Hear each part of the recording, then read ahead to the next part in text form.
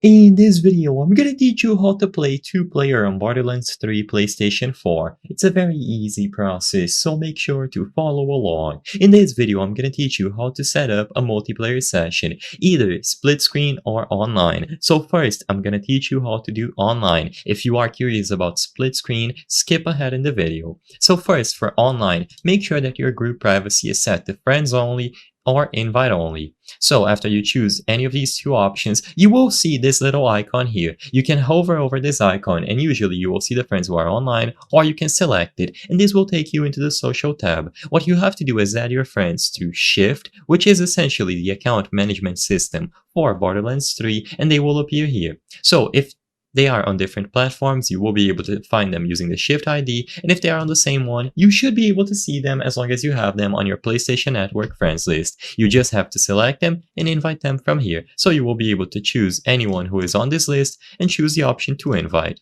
After you invite them, they will join you into the same lobby as you. You will see them right behind your character and you can go ahead and play. Sadly, I won't be able to demonstrate this process in full. Now, if you want to do split screen, the process is also simple. You just have to choose any of your characters and load into any mode. Once you load in as any character through any save that you have, what your friend has to do is press X or A on their controller. So press X if you are on PlayStation 4, and then they will be able to load in right below you. The camera is going to be divided, and both of you will be able to play on the same screen, through split screen of course. You will be able to do the entirety of the story together, and loot will be shared between you both, depending on the setting that you chose when you initiated the character.